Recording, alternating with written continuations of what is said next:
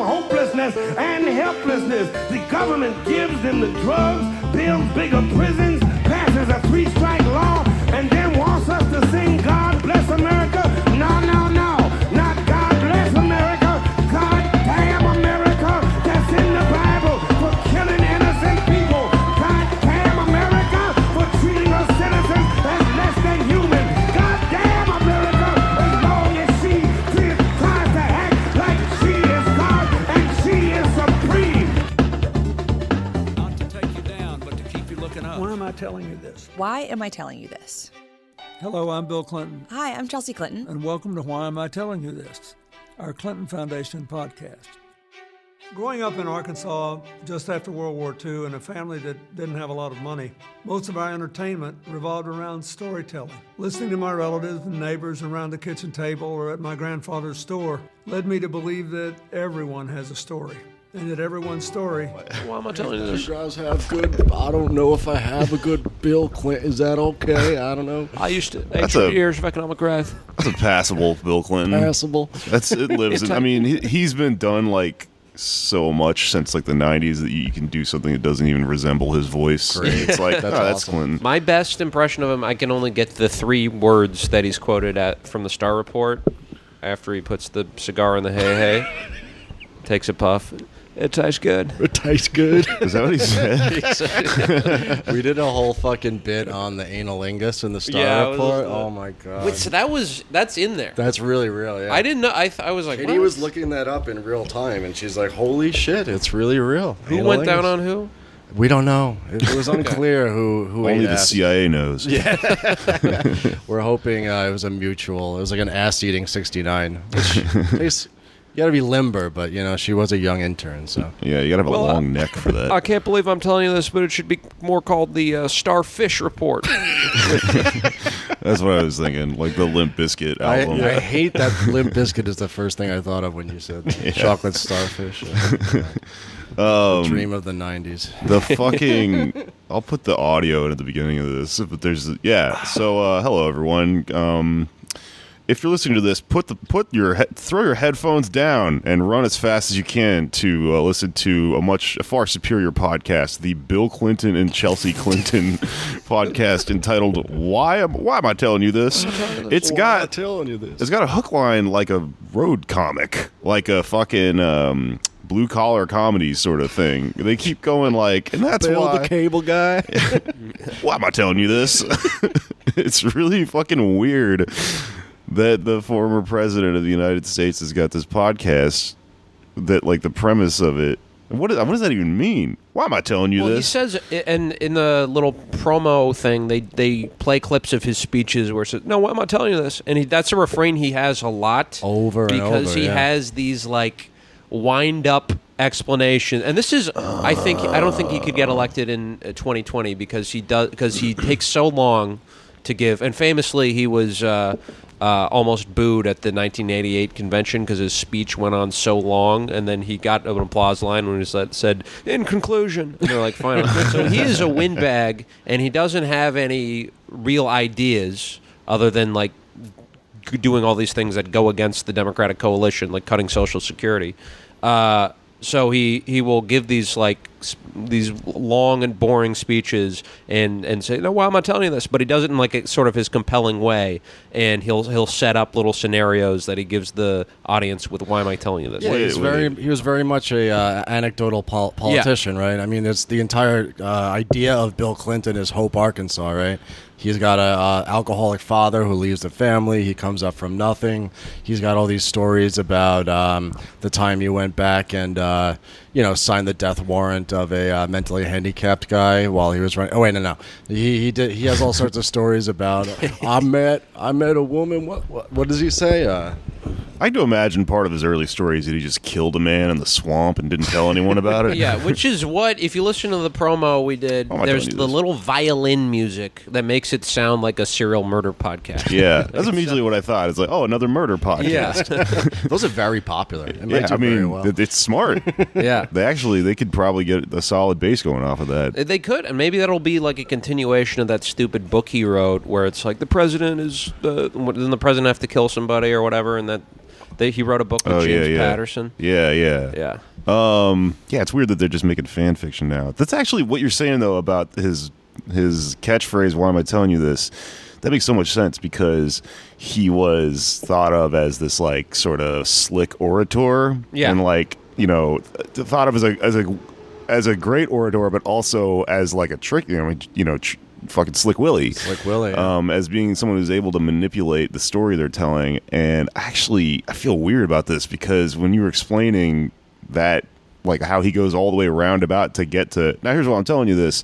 I think the same way as a comic, but that's because when you're telling a joke or you're telling like a fucking story and there's got to be a twist to it, you fucking set up a bunch of shit. And I always get the reason I do stand up is because I would get so pissed off trying to tell a story at like a party, but everyone's fucking drunk and cuts you off, and you're like, no, that was going somewhere.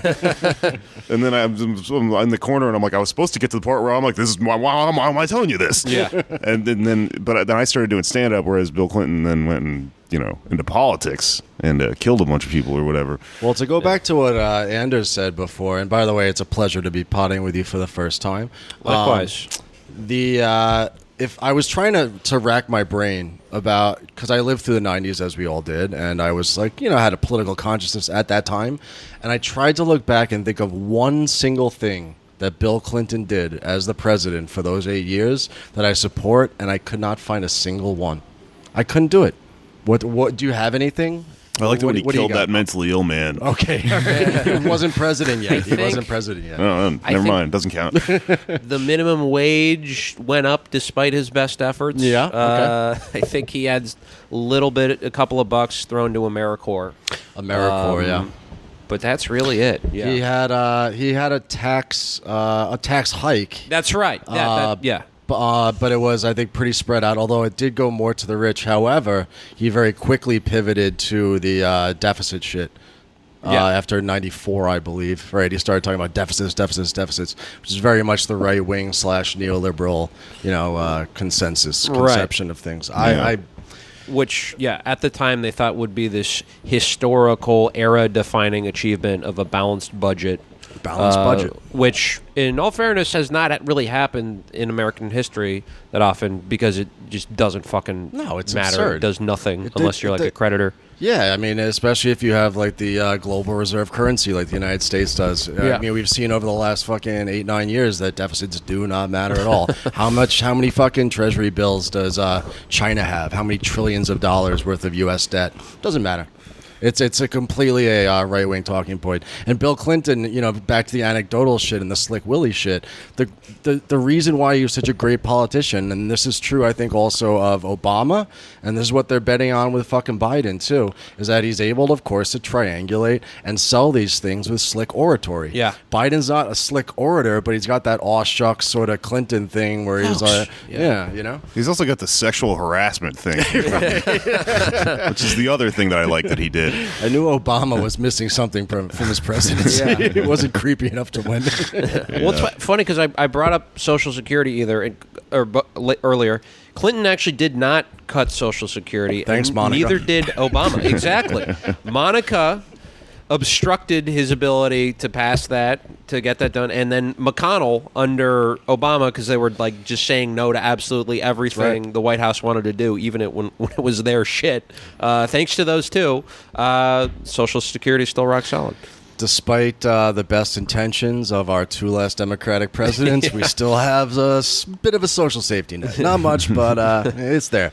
So thank the cigar, Monica Lewinsky's cigar, and thank, I guess, Mitch McConnell, right? Yeah. Shout out to Mitch. Oh, Big Mitch. Turtle Boy. Cocaine Mitch. Well, so this is kind of an interesting group for us to be talking about electoral politics because, I mean, I think Andrews is our resident sort of electoral guy.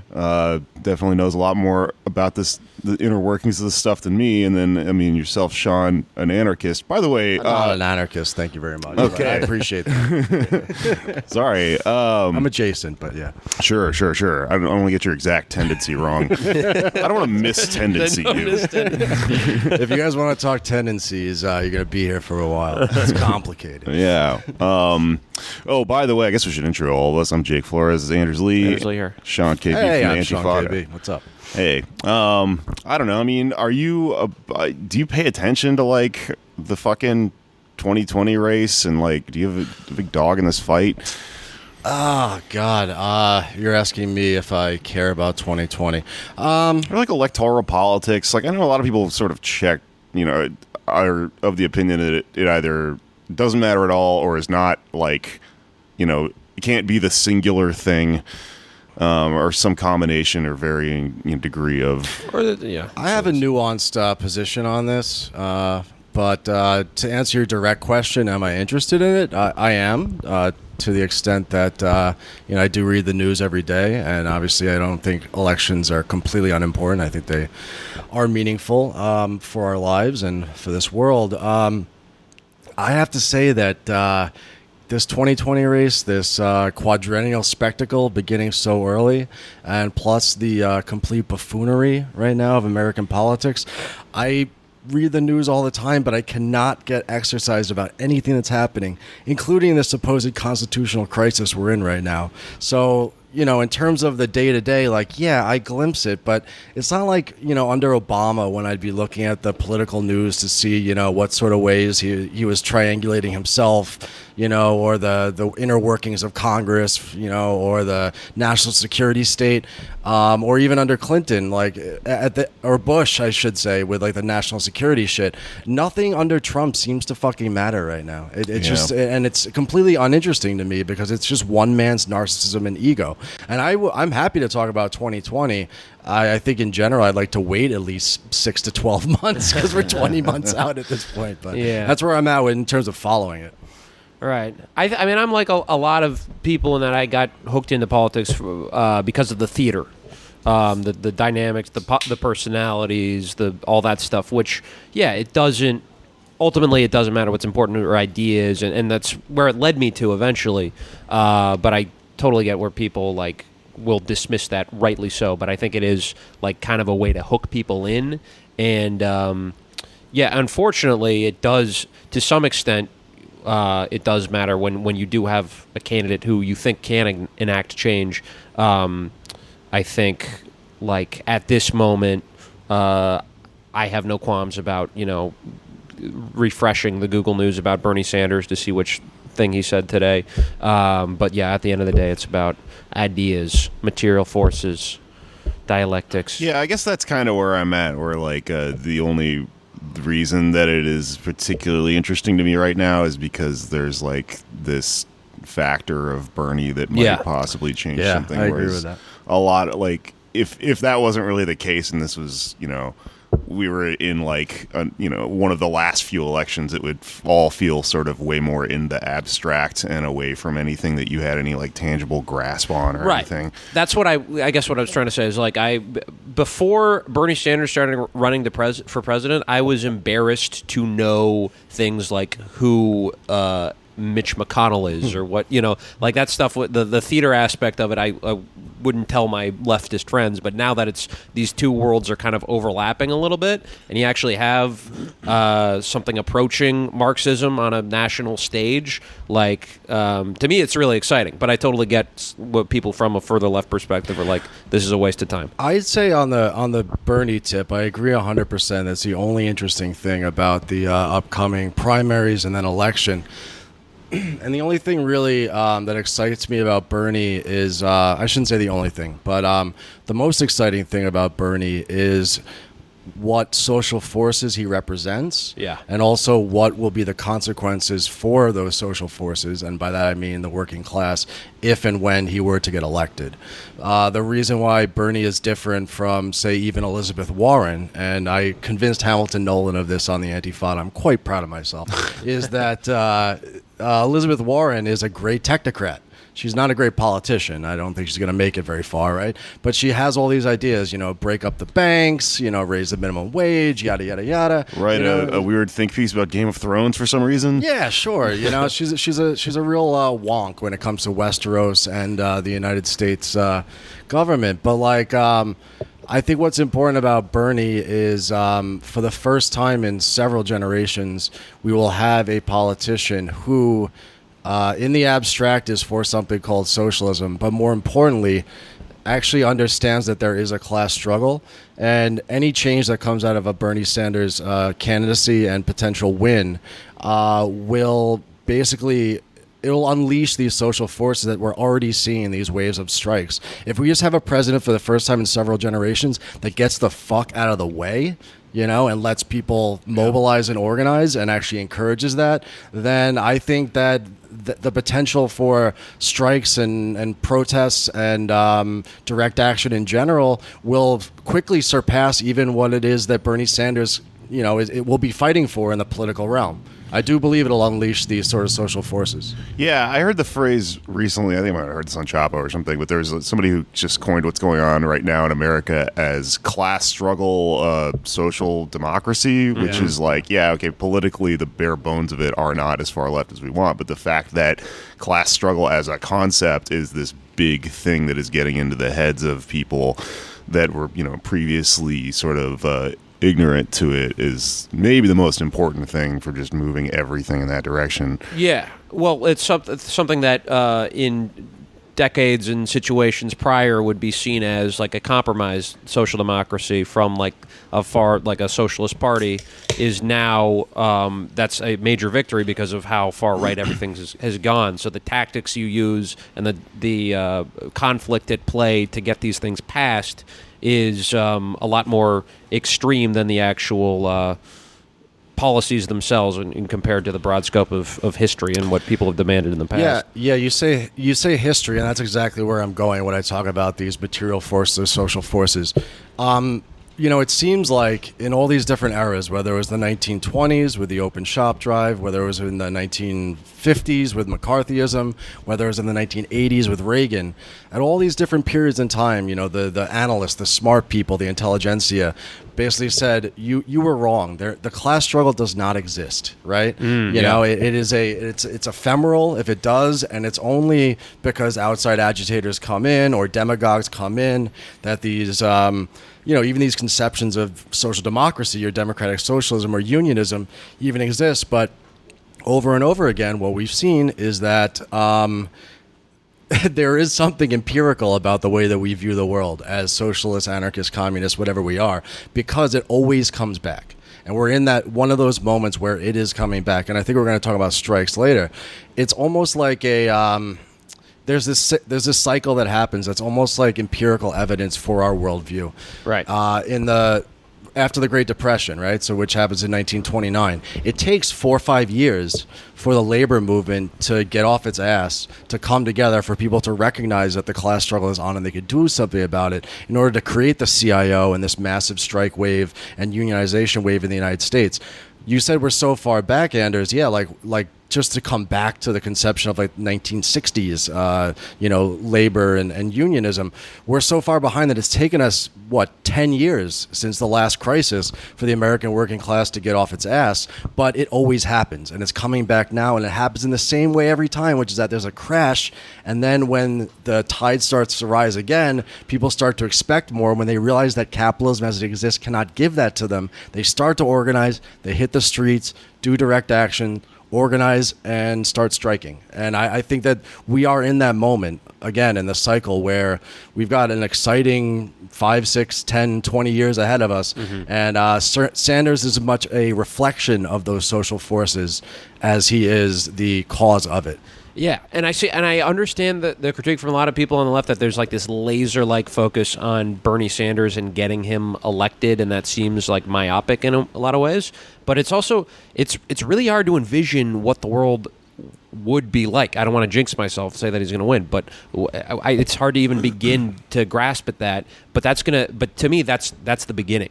That's where this stuff starts. Well, it's something that's interesting to me is that, like, I think I understand where people are coming from when they, they're not like us. They're not thinking about the same things as us all day, and they get convinced of a point that's a good point in their head, which is like, why this one guy, or whatever. And I think part of that has to do with the two-party system, where it's like there's a burgeoning movement in this country, but because of the two-party system, it has to be forced into like an insurgency in one half of it. And so when that happens, then that creates the basis for this line of questioning of like, well, why not all these other people that are also Democrats? And it's like, well, they're not all the same. They're like, he's really a party unto himself, which is why when you ask me the question, like, well, why just this guy? It's like, because he's the only person that's in what is, not an official party, but like there's an invisible line drawn around him, which is its own fucking thing. Right.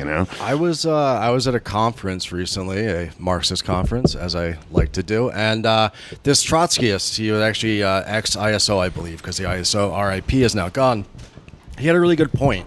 His point was that, like, we are correct to be skeptical of electoralism and this conception of sheepdogging leftists into the Democratic Party. And we know historically over and over again what's happened when people have put too much faith in a particular socialist or labor or social democratic socialist politician to get shit done. But he again, the good point that he made was we have to be aware of that, but as of right now, AOC, Bernie, Lee Carter, all these figures have not been a break on the self-organization of the working class. They have been actually helpful for people to understand that the class struggle exists and that socialism is a possibility. We need to always be aware of the moment when politics turns into something that puts a brake on the self-organization of the working class, but we're not there yet. Yeah. There's this sort of, it's like redounding upon itself, the politics and the social and the economic. Well, see, that's why I think it's interesting that, like, we're talking about this sort of like, I can't remember what the fucking word is, some fucking Marxist nerd get referred to Marxism once to me as like the golden science or something like that. There's some like fucking thing where they're like, it's like this, like, it's this solid thing that, like, what the way you're describing, if we understand history in a material sense, like, it will keep happening. Organizing will keep happening just because of the various factors and circumstances that create class struggle.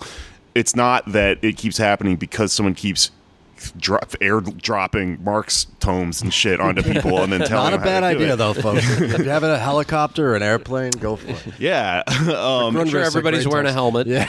And that's why it's something that kind of sold me on it early on in being radicalized or whatever, was realizing all this stuff I'm thinking about is like, I'm coming to this conclusion and then realizing that historically a bunch of people have all come to the same conclusion, and it's like, oh, this thing there's truth in it. Truth is consistent. Truth will just keep reappearing no matter what. And so that's how you go, okay, well, yeah, that's why this thing is this has more truth in it than like neoliberal politics. I would never sit around as some guy working in a fucking pizza restaurant and come up with like earned income tax credits or something, or some fucking weird abstract thing that is the end result of our shitty sort of American neoliberal politics or whatever. But the reason it's interesting to me is because when you talk about going in like cycles of having class struggle create this awareness from the bottom up, well then also what we get in various ways, depending on what part of history you're living in, is the resistance from the top.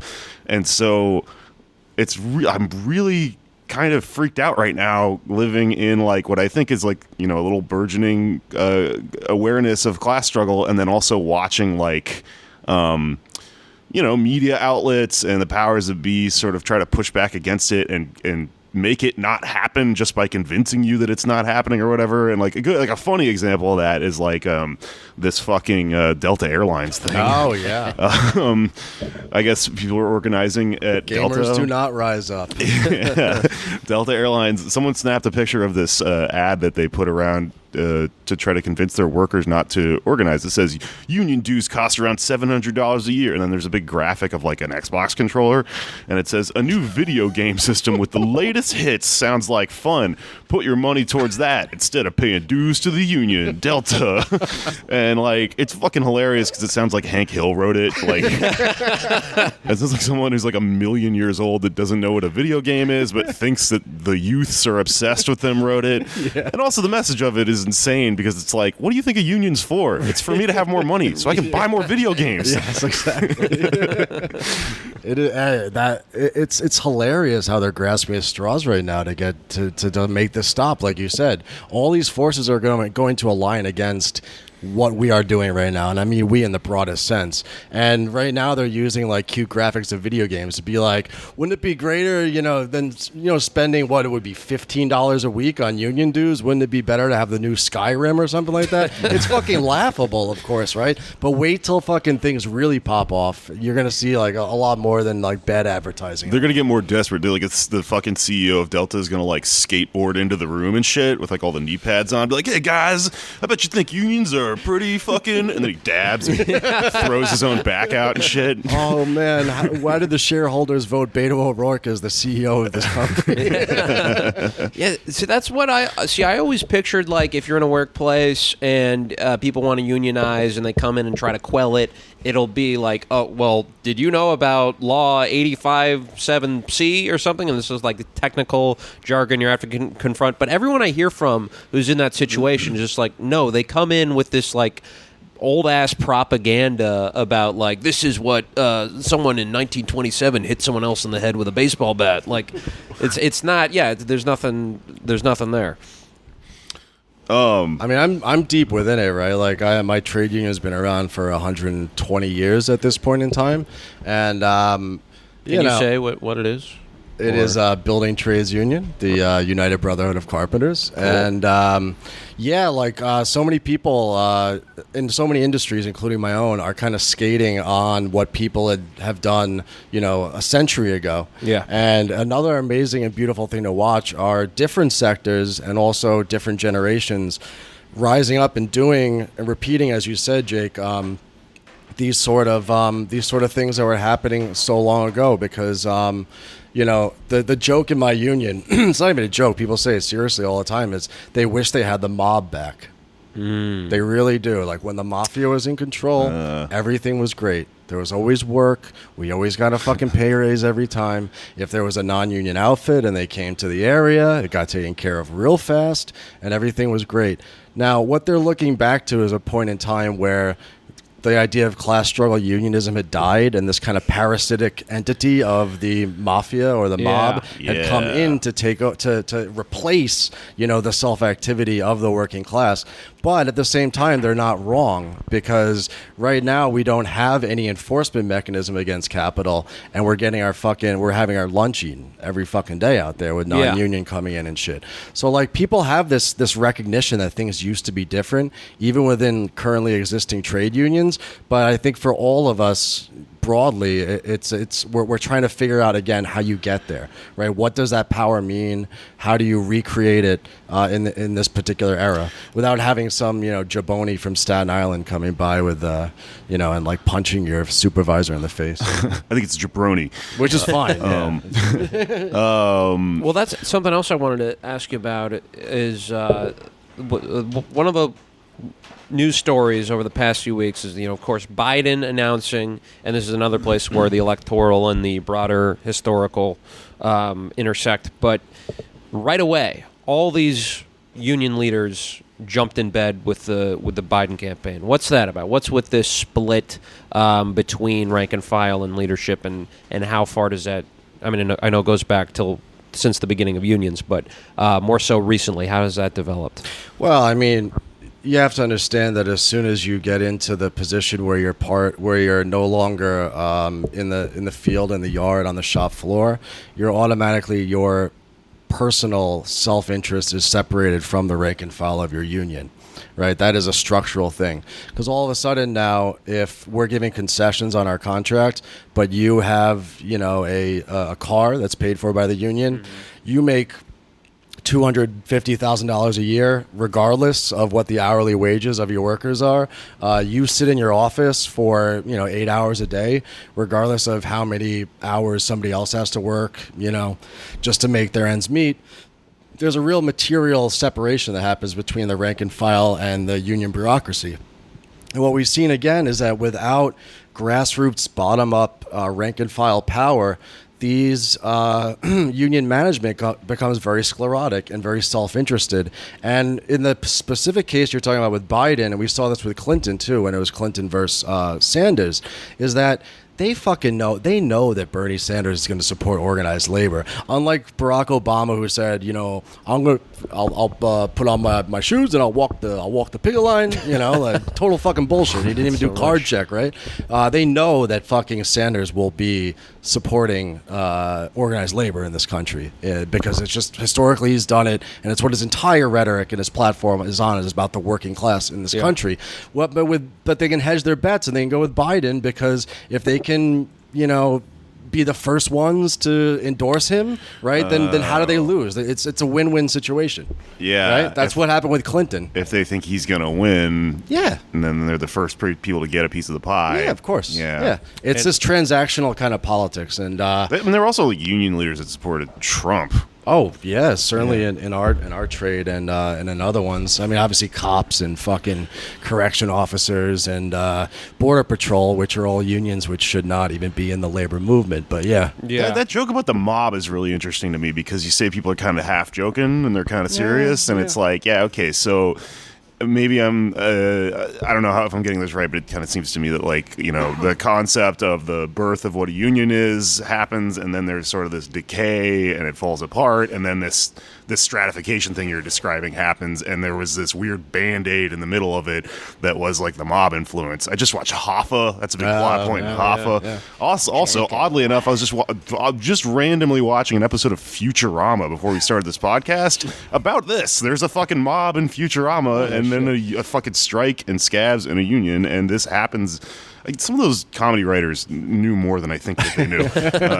Yeah, I mean, Hollywood is filled with union members, right? And also very corrupt ones historically. So maybe they had some run-ins back in the day. Yeah. But it's a joke, but it's like a half joke because think about it just like materially, right? If I'm working, if you work 40 weeks a year in the building trades, like you're doing pretty good. Put in 2,000 hours. It's like awesome in a year.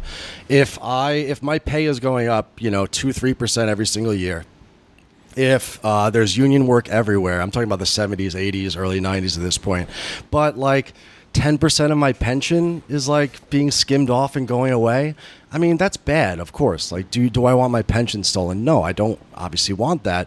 But like, it's way better to have, 9/10 of a loaf, right? Than be sitting on the fucking bench for like 7 months out of the year because, again, non-union is coming in and taking all the fucking work. So that's the kind of mentality people have. It's like, well, okay, sure, they might have been corrupt, and sure, they might have been ripping us off to an extent, and sure, like, Johnny Jules over there, you'd have to give him a fucking bottle of whiskey or a bundle of dope in order to get a job. But like, he at took least my brother's kneecaps.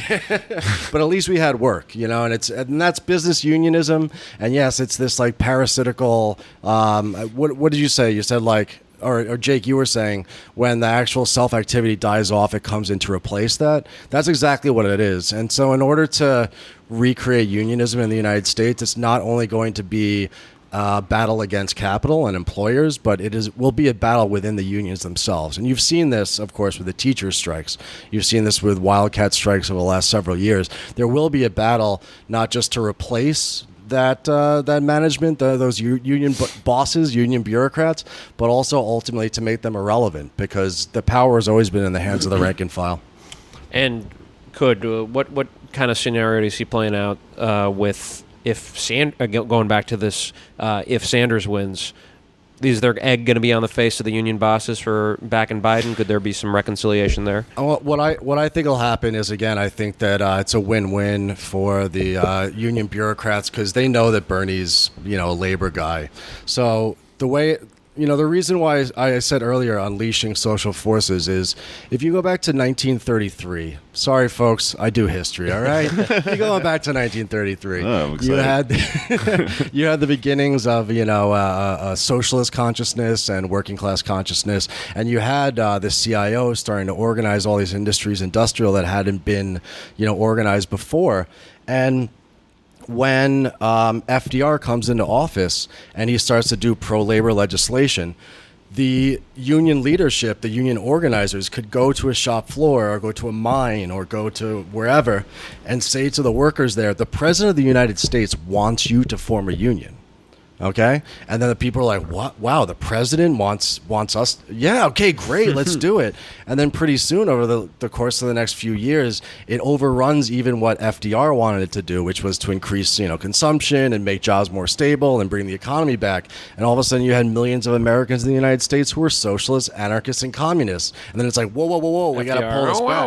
Yeah, I don't know about that. That's too much. But I can imagine. I'm not saying it's certain, but I can imagine something similar with Sanders, because if all of a sudden now, the president of the United States is standing up there on stage and saying like, I just cleared out the National Labor Relations Board. I did executive orders to make it easier for people to organize. If Trump can do that with like putting children in cages, I don't see why Sanders can't do an executive order that says like any company with a federal contract who doesn't allow their workers to organize will be cut off immediately.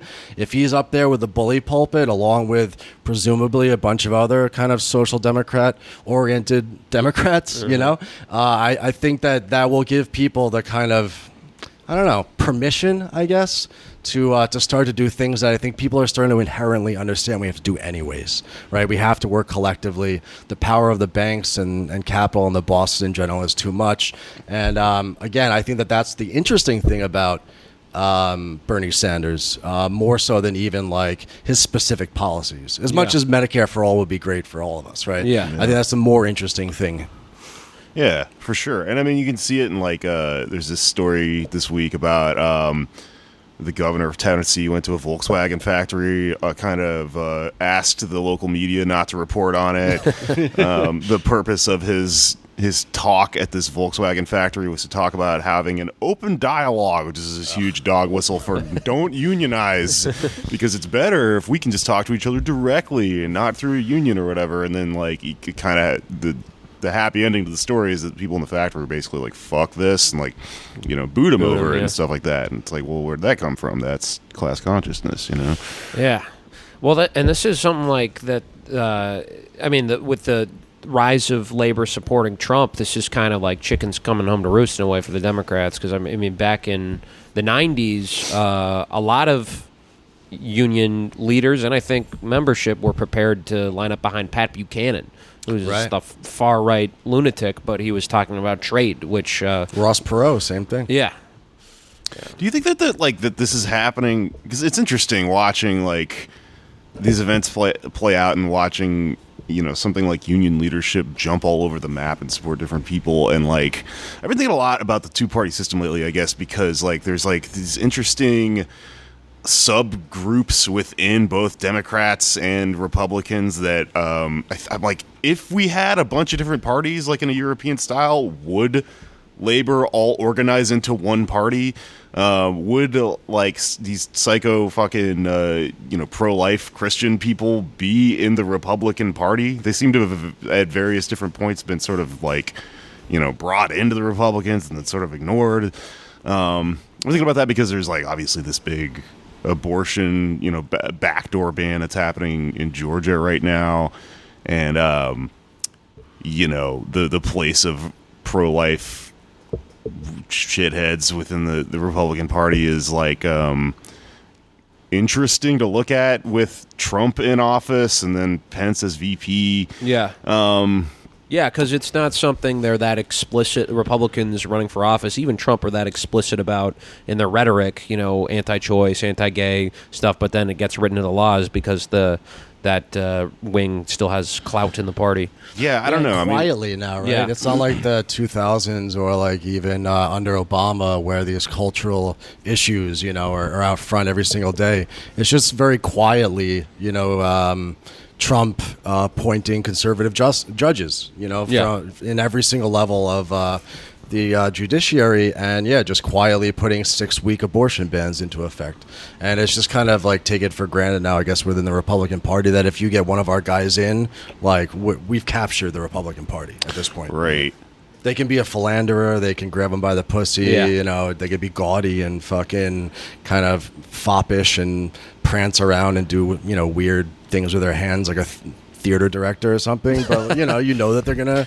Like Trump also during the debates right before he was elected just came out and was just like they rip babies out of people's stomachs and shit, and like you tell someone like that morning was like, you gotta say they rip babies out of people's stomachs. Like, it just sort of used him, and like that one thing that's fairly obvious about his presidency is that like, to whatever extent he had a vision for his presidency, it's pretty much gone because he just became like the mouthpiece. He's a senile fucking weirdo. So like a bunch of shitty old Republicans who he sort of acted like he wasn't going to, endorse their politics. They all filled his cabinet and then sort of became like the puppet master of this weird, vulgar guy, right?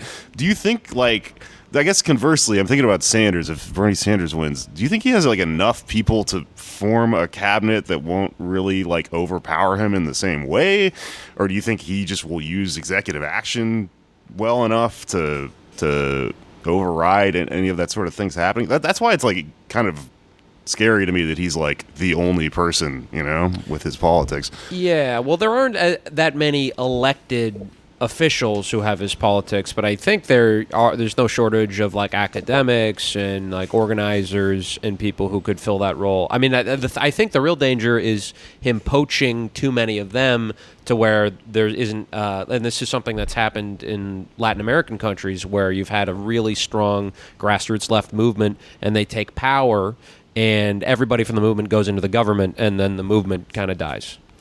Yeah, this is, again, that moment in time that we all need to be waiting for as I think this movement continues and will continue is for that moment when the electoral politics, the sphere of the state, starts to put a block on our ability to organize and to act. Yeah. And I think you'll see that, if a Sanders administration did something similar like where Obama puts Tim Geithner in, and Lawrence Summers, you'll know right off the bat, right, that something's not right there. Yeah, I mean, with the Trump shit, like, it's crazy. I was talking about how, like, disillusioned and kind of bored I am by the whole fucking spectacle of the thing. But if this were like if this was more geographically specific, this Trump phenomenon, I mean, we're as gridlocked now as we were in the 1850s. Like, there's no reason we shouldn't be in a civil war right now.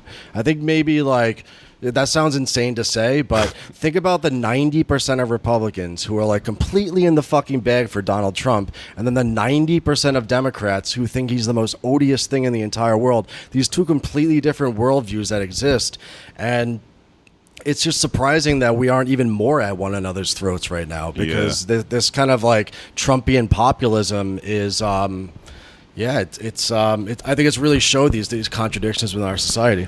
It's weird though, because you're right. It's not a geographical split though. If it was South and North, we could have a civil war. We could have a fucking war, but it's like it's like the purge otherwise. But it's like Fox News versus MSNBC or something, which is not geographical. So like, it would, if we had this civil war, it would be like a just the entire country, instead of turning the top as one color or the other. It's like every man for himself, like a fucking Hobbesian war against all. Yeah, like a game of Fortnite or something. Well, that sounds fun. Yeah. I mean, and this is not an incitement to anything, but like, I love when sentences start that way. Go on. Why am I telling you this? If election day, the day after the election in 2020, and Joseph R. Biden has just lost. Like, Robinette. We really don't have the luxury of waiting till 2024. Like the latest climate data is saying, like, we literally have to start within the next 2 years, just completely changing the energy system and the economy. And like, yeah, we're gonna have to figure something else out. That's, gonna have to think outside the box. Yeah, I mean, this is again like tying together this labor shit along with the electoral politics shit, and leaving aside the fact that Bill Clinton now has a left podcast, which means he's going to be showing up at our parties, trying to hit on DSA members. Bill Clinton, come to Littlefield this weekend. Hang out with Struggle Session and Katie Halper. And Yoko. Bill Clinton, go to Yoko. We'll take Chelsea. But no, I had to order an Uber for Bill Clinton at the Verso Loft. He was fucking... Oh, dude, we're going to do so many whippets with Bill Clinton.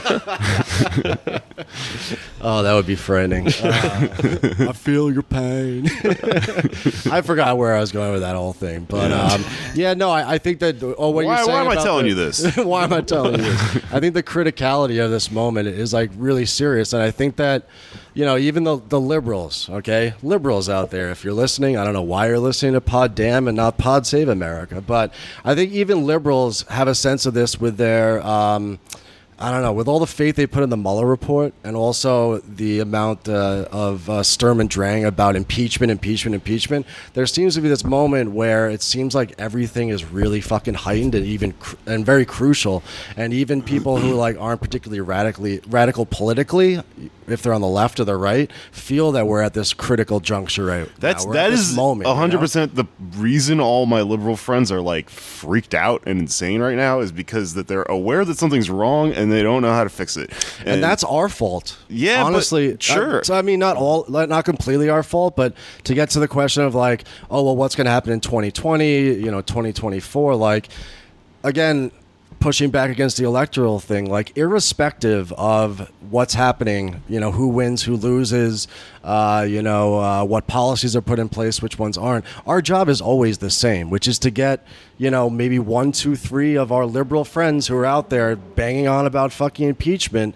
And over the course of the next year, few years is start to reach out to people and educate them on what the actual issue is. You don't need a Mueller report. You need collective power and you need fucking direct action. Here's why I think that this is a good omen. I think that they're hitting a breaking point where the Mueller report can no longer really explain all this shit.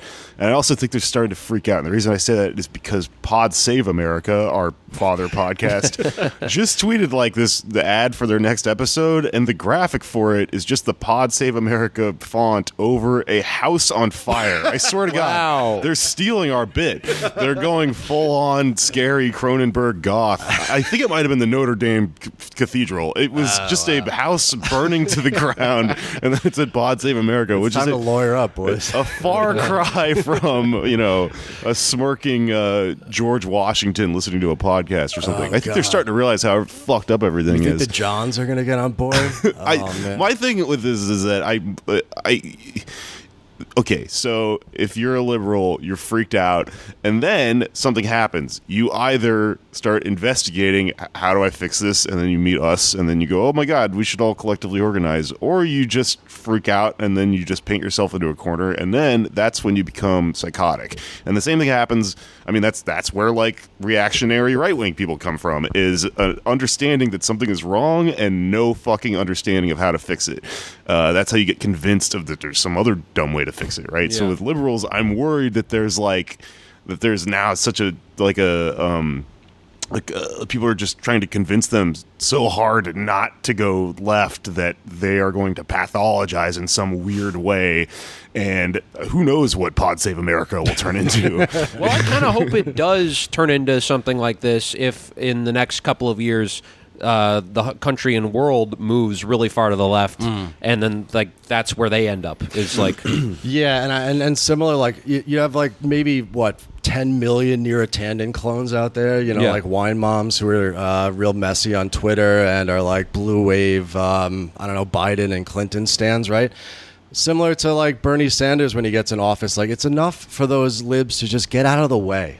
Yeah. Just get out of the way and defer, because ultimately our vision, which is a universal vision, is going to be better for them anyways. They might not think that Medicare for all is good or that it's realistic, right? But we are going to fight for it anyways. At the end of the day, it'll make their lives better. So it's enough for them to just go off into a corner somewhere, get really upset, create another Democratic leadership conference, part 2, call it Pod Save the Democratic Party, whatever they want to call it, but just get out of the way and let the serious people who want to make serious change happen do the fucking work. It kind of seems like their move is once something Medicare for all passes, they just go that was our idea the whole time, and then you go, fine, whatever, as long as we have it. Take it. Right. Congratulations, John Lovett, or whatever the fuck your name is. But the insidious, the powers that be within, the actual, look at the people on Pod Save America have ownership in GoFundMe. Those people, the people that are actually have a stake in this sort of thing, they do something more insidious, which is that they come out with Medicare for all with an asterisk next to it. And then, let's be completely clear. When I said the near-attendant clones, I meant all of like the centrist, followers. in the suburbs. The Johns and the Neras of the world, they are literally our class enemies. They not only own, parts of GoFundMe or whatever, not just crooked media, but are like ensconced in these $400,000 a year jobs at the, what's CAP stand for? The Center for American Progress. Center for American Progress, right? They will literally fight tooth and fucking nail. Like, those people are our enemies and we must fight them. It's the people who just like signal about this sort of like tone policing centrist ideology that can just get out of the way and let us move on. We're going to have to fight those others. We're gonna have to fight them hard. Right, and my wishful thinking says they'll become like social democrats, but what's likely is that, and it's kind of similar to what's going on in the UK, like they'll be the naysayers of the left party. So they'll be kind of the way I guess we were under Obama, where we had to like every achievement he had, we were like, well, actually, they're going to be like that with Medicare for all. They're going to be complaining about how they're going to say like, of course, yeah, he's better than Trump, but not by much. Which is exactly what's happening in the Labor Party in the UK right now, right? Yeah. Like the centrist wing and the right wing of the Labor Party are those naysayers. They're sitting there and being like, oh no, Jeremy, don't go that far, and he keeps threading the needle with Brexit, and once he gets a chance, he'll probably end up in the prime ministership, and at that point in time, knock wood, but they can sit in the back benches and boo him. As I think you're right, like those people hopefully will eventually become largely irrelevant, just an annoying Greek chorus of earned income tax credit stands. I don't know.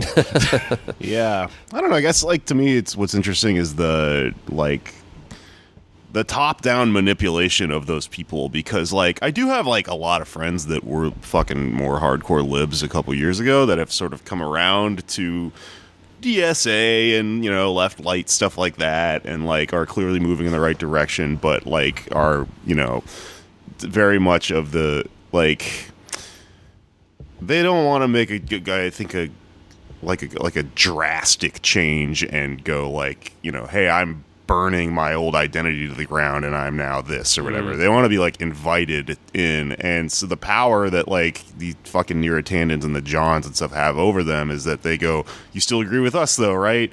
You can like you would have to defy all of these fucking people that sort of curate your little media feed and stuff in order to make that jump, and I think like people don't want to. So like I don't know, I mean, well, maybe it's fine. Maybe they'll just vote for someone like Bernie, like in spite of everything or something. Well, like, let me backtrack a little bit on what I said before, because like there are people, and I'll just bring up two examples. So let's say like African American Democrats in the South, right? The reason why they're afraid of a Bernie Sanders type situation is that they know how much they have to lose, because within a couple generations they had Jim Crow, right? They know what civil rights means, and they don't want to risk a Bernie Sanders to get Trump again, and they know that it'll be devastating for black communities, across the entire country.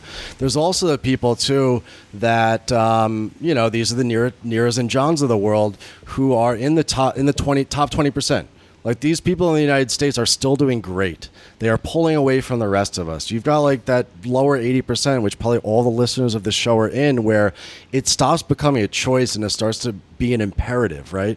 Like the folks who have enough to like have the decent health care, who own their own homes, who have jobs where they'll actually be able to retire someday, they will be very difficult to convince and maybe unconvincible, because materially they're not suffering the effects of what the rest of us are. And that's fine, like I understand why they would feel that way. But again, we have to like defeat their ideology and politically defeat them at a certain point, hopefully. Well, I disagree with one thing in that I think that Bill Clinton and Chelsea Clinton probably are going to listen to our podcast after we subscribe to their Patreon, and then they subscribe back, and we create a solidarity with them. The currency in New York City left podcasting is going on one another's show. So whether Antifada gets Hillary and Chelsea first, or Pod Damn, that'll show. I'm going on Cumtown. He's already been on Cumtown in spirit a few times. They do do a pretty good fucking Nick or a pretty good Bill over there. Yeah, no, Bill and Chelsea, come on, we'll do like one of these fucking podcast jams like we've been doing, like this Friday at Littlefield. You know, that'll be Madison Square Garden. You guys will definitely be opening for Chelsea. I'm gonna grab a beer. Yeah. I'm gonna pause real quick and take a piss, and then maybe we can talk about. All right, so I guess if we're going to talk about offending black people and offending unions, we should talk about Joe Biden. There's a great clip of him going around from not too long ago. He's on stage with Obama and shit, of him just like reminding us of all of our collective cultural amnesia about how horrible this dude is because he was standing next to Obama, I guess, where he's basically just like, going off on this weird tangent about how he's like, I used to go around to black neighborhoods and tell the women to raise their kids better, and the men, you can wear condoms and it's not, weird. Did he call it the hood too? I'm I think sure he said that I went to the hood, the black section, the urban area, the vibrant neighborhoods. He said the something I'm loving offensive. it areas. He seems like the type of guy that would use the word urban in kind of vocal italics.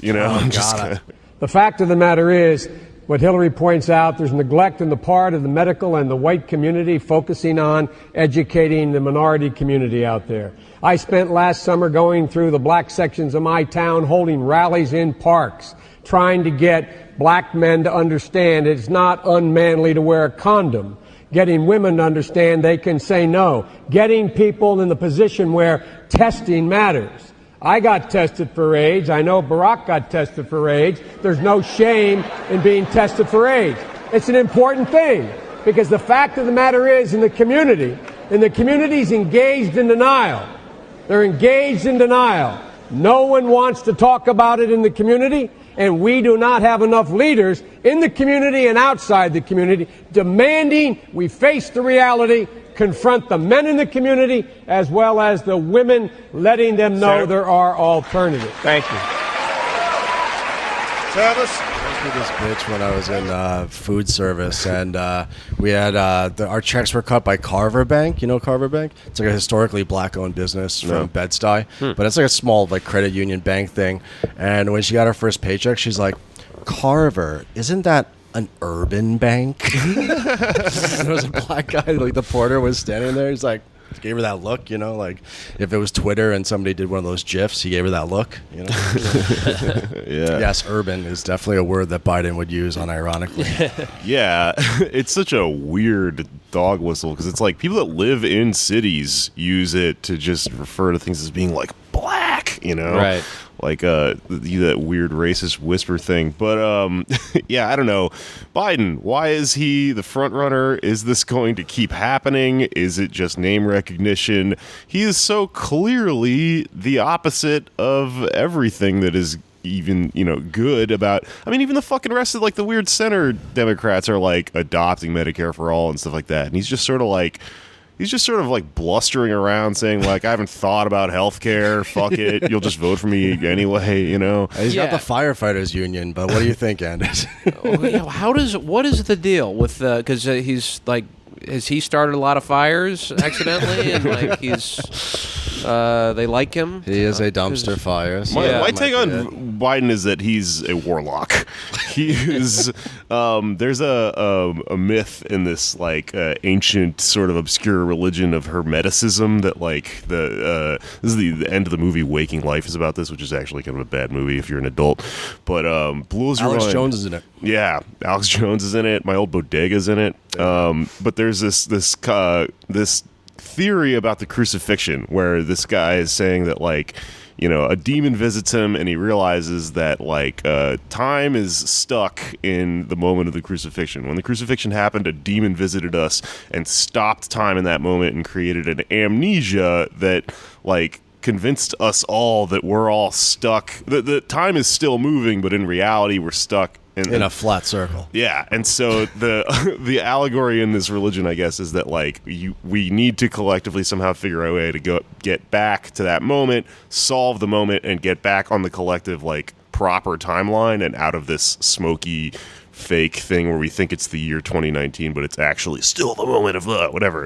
And it's a fun metaphor, but I think it really applies. Like, it's a good parallel for what he's trying to do to everyone's brains. He's trying to convince them that, like, there's this way that we can just go back. We can just jump timelines back to fucking 4 or 5 years ago when he caused all this shit to happen. And it's insane because he's just doing blatant shit, like calling himself a union man and stuff. Yeah, he did do that. While just outright opposing unions and things like that. Yeah, which is why I'm not like super worried about him, because you don't have to do that much heavy lifting to just. And this is what Bernie's done so far, just like not gotten personal, just like pointed to his record. And I think back to the South Carolina issue and like how to appeal to black voters down there. Just played clips like the one at the debate, just like show shit he's said. Like it shouldn't be that hard. Yeah, there's enough PACs out there, right? Like political action committees with all that dark money that fucking, what's his face, Bernie Sanders doesn't even have to get his own hands dirty. You know, there's just enough money out there that they could just show a video of Biden on repeat talking about how black men need to put condoms on in order to fix the hood. Yeah. And that might do it. That might do it. Mm-hmm. Yeah, I don't know. He's like, I've been to Third Ward. I've been to Harlem. I'm doing it as Obama. That doesn't even work. How do you do a Biden impression? There's no Biden. You got to bumble around. He's very similar to Trump, but he's without the New York. Like he has a Scranton. He's like a Scranton Trump. Yeah, we're gonna have to, if he gets elected. No, people are gonna have to figure out a fucking Biden impression. Is it me, or is he half demented at this point in time? Doesn't he seem like whatever like powers of persuasion he used to have back in the day, he's lost them completely? He looks old as shit. Yeah. He bumbles around on stage. He just makes these bizarre claims, and he doesn't want to really have any policies. He's grinning constantly, which is a sign of like, I have no idea what's going on. Yeah. There's a clip of him from 1987, 88, the first time he ran for president. And I don't know if everybody's just on coke in the 80s, but he is like just freaking out at this reporter who just asks him like, he just is asking about his academic record, and he's like, you dropped out of law school. He's like, yeah, I dropped out of law school and then I came back and I did better than anyone in my fucking class. And then he got like mad at him for asking where his like policy papers were, and he's like, I'll get to that, just you wait. Well, the Biden thing too, you saw the shit with Cheney, right? How you were saying that Cheney's like a decent good man or whatever.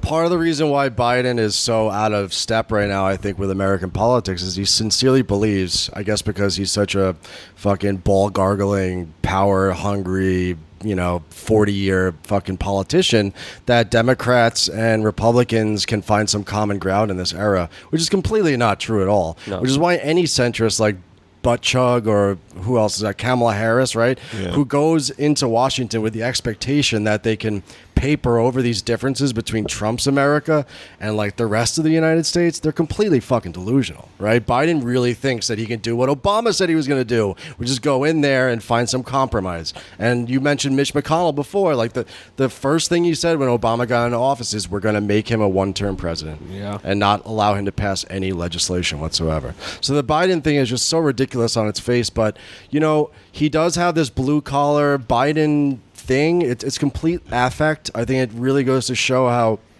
in this country what we consider to be working class is more of like an aesthetic phenomenon and a consumption phenomenon than anything else, because I guess he's folksy, right? He's like, his bumbling is like, he's like your drunk uncle. It's like vaguely amusing. I guess like white working class, if that even means anything, people feel like vaguely like they have something in common with the guy, but like not in a material sense. And what he's calling for doesn't actually address working class concerns. It's just like, here's an old white guy who like grew up in Scranton, PA, who like maybe talks like you and like looks like he might have something in common. Yeah. Okay. It's all cultural and aesthetic. I think I figured out what my anxiety about this is. All this is what I've been kind of like trying to pull apart the entire conversation we've been having, which is that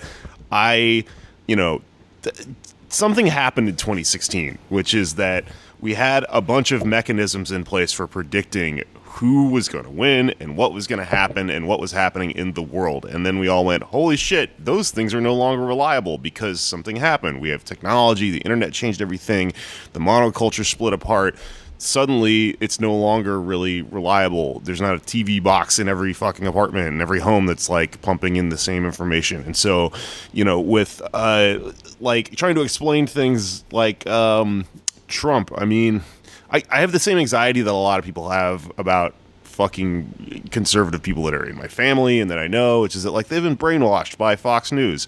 And then I also look at my liberal fucking family and go, oh my God, my mom just watches the other version of Fox News, and that there's this top-down thing happening.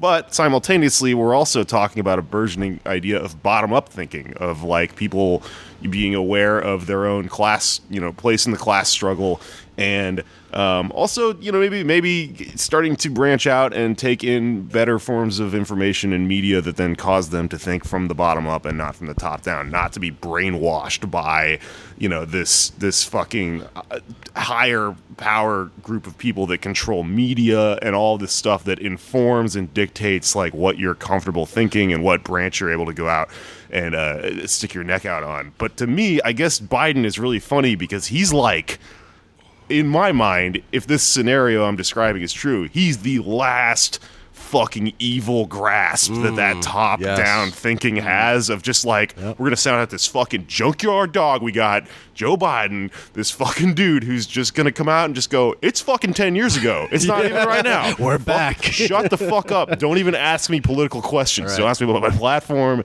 It's all just this weird-ass propaganda. And the big question, the big climax of the story that we're in being, top-down versus bottom-up thinking or whatever, these two things is like, is this just going to work? And it's really scary because his polling numbers are indicating that like, yeah, maybe that still fucking works. Maybe you can still convince everyone of your one narrative through some fucking way of controlling the monoculture. Even maybe they figured it out. Maybe post Trump they were like, okay, we can't just have TV. We also got to figure out your Facebook feed. We also got to like do 10 other things that like get in people's cell phones and convince them Joe Biden's great or whatever. You check out my new podcast, Bottom Up Thinking. That's fucking it. That's it, right? We go through the back pages of the Star Report. A sign of the end times is that they're starting podcasts. Yeah, they are now. God, they're colonizing our world. Bottoms up.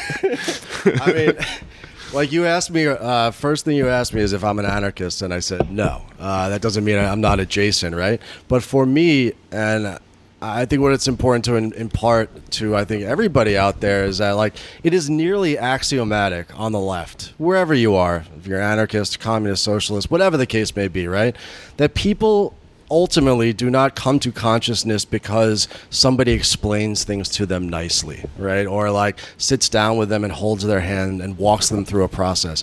You've seen this.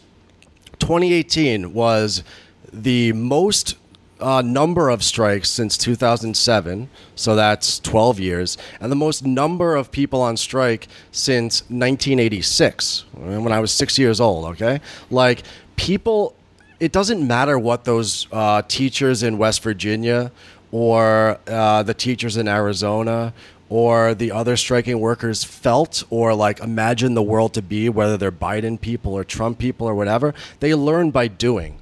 So it's axiomatic that the bottom-up thing is actually, it's building consciousness in the course of struggle itself. People might not know what they are doing, but they come out the other end with a sense that they do have the power to change the world by changing their own lives with the people next to them. And that's something that Biden can't do. And ultimately, it's something that Trump can't do either, because he's offering people this phony right populism, which, says, oh, these elites at MSNBC or the failing New York Times, who does he blame? The migrants or whatever. That's not actually going to materially affect people's lives or empower them to do fucking anything. Biden's the same fucking way. The firefighters union, the honchos at the top of that say, like, Biden's our man. He'll say, I'm a union man at the end of the day.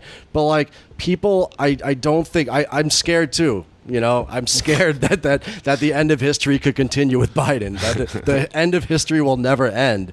But I think that we have to have faith ultimately that, like, something has to break. And that's why I think that Biden can't do it. If he even gets in, it'll be an interregnum, because Trump's populism broke politics in the United States. It's fucking broken. You cannot put that back into the box. And again, I think that, like the way that people have been acting on the ground over the last couple of years shows that. Yeah, I mean, I guess, I hope that that's true. It's just scary, I guess, but that's scary but exciting. Right? You were mentioning that. Well, where do you think the strike wave even before the election? Do you think this is going to keep accelerating the sheer amount of strikes? I mean, I don't see any reason why it won't. But you can never predict anything. Yeah. Okay, so actually, I just wanted to interject one important thing about what you're describing is that, like, the top-down thing can't fucking... It can't override the bottom-up thing, which is... And you're saying, Biden, Trump, these people can't do this. But also, that is something that's kind of true about Bernie. There's a limit to us having a president that does all this stuff. We need to understand that he's, like, not... Yes. He's not going to be a deus ex machina. Exactly. In this He cannot story. do it for us. But, as I said in the beginning, is like he will at least get out of the way and allow us to do it. And we'll sit on the sidelines and maybe do some executive actions that say, like, I will allow you to do it. Yeah. And that's all we fucking need, honestly. This country's so fed up in so many different ways. And let's go beyond the country. The entire fucking world is, right?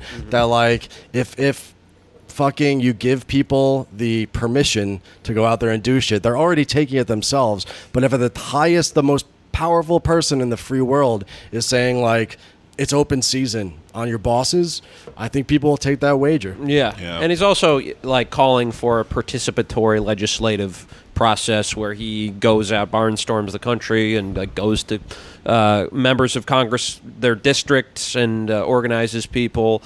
And he has been kind of vague about it, but, like, that's and it's easy to be critical. It's like, oh, is that going to work? But I mean, it's a hell of a lot better of an idea than just trying to do Obama 2.0. Oh God, yeah. The Obama thing, that what was his fucking thing called? That giant list he had of people. The Obama for America, Guantanamo Bay.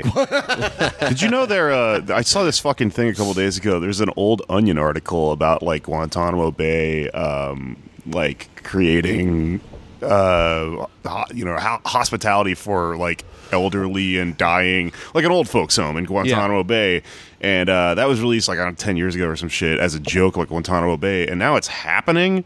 They're just getting ready to fucking... Oh, because they've been there so long. To take care of these people they're holding there all the way... senior citizens and into death, into just fucking hospice care or whatever. Wow. Because, because he didn't shut that shit down like he said he was going to. They should organize. Well, so something I did want to get your take on is... Arkham Asylum style. With this, like, a lot of the... I guess in the past year, a lot of the strikes have been teachers, and nurses are starting to get active as well. I was listening to an interview with Jane McAlevey, who was making a distinction between strikes like that and the Fight for 15 movement, which she thinks is a good thing. But the way it was accomplished was sort of a top-down movement, and the way she framed it. Yeah. They had, public relations people kind of putting out the advertising for it. Do you think there's going to be... we can do both of those things, or is there a way to organize people in the private sector through a similar form that we've seen with nurses and teachers?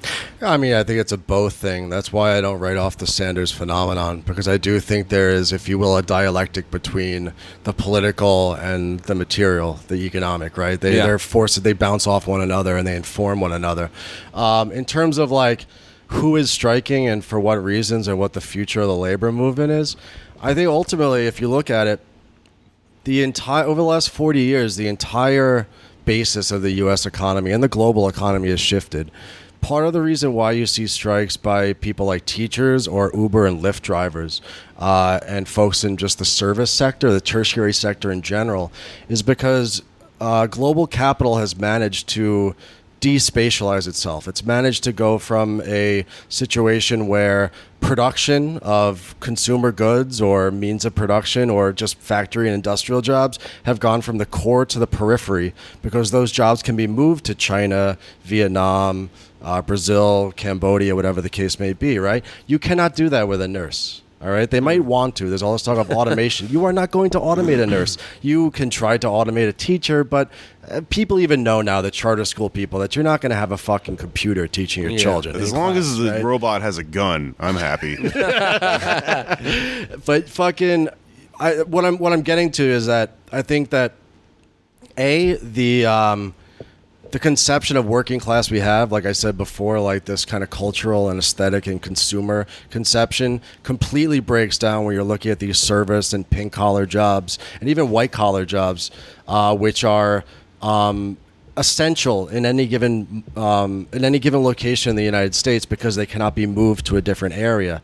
We need to not only like broaden our conception of what working class is, which is anybody who works for a wage, right, who doesn't have the ability to hire or fire somebody, and also recognize that the laws, the legal system based around unionism, and even the structures of the union bureaucracy, and even the politics in which we approach organized labor is built for a different era, right?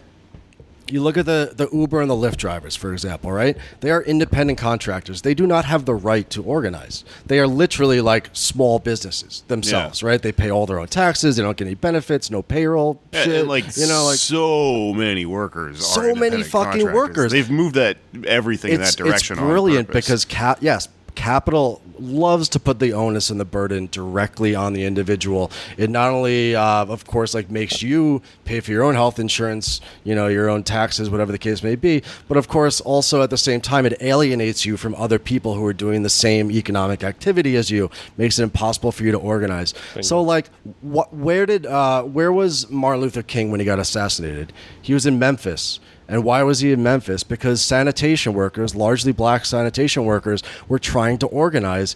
And the impediment that they ran up to is that public sector workers at that point in 1968 could not organize. It was illegal for them to organize, right?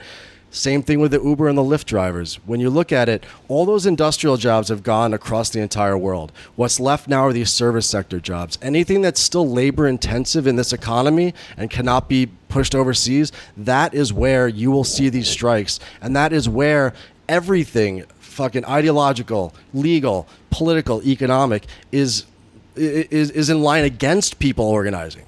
And that only means that those people in this tertiary service sector of the economy that's based on human labor and not automated shit, those people need to act as though there was no law, that there was no impediment for them to organize. Because what happens with public sector workers in the 1960s and 70s is they go on wildcat strikes, they go on illegal job actions, millions and millions of people, until de facto they gain the right to organize because they have made it their right. And ex post facto, the government says, okay, public sector workers can organize now. Same shit in the 1930s. Same shit with the business unions, the trade unions in like the 1890s, right? It is always us forcing their hand to give concessions to us that we are able to make them change the laws and give us what we deserve in the first place, right? That's where I see labor going at this point in time. We have these outmoded laws, this outmoded politics, this outmoded conception of what the working class is, and more people, I think, right now are breaking with that conception, saying we can't wait anymore,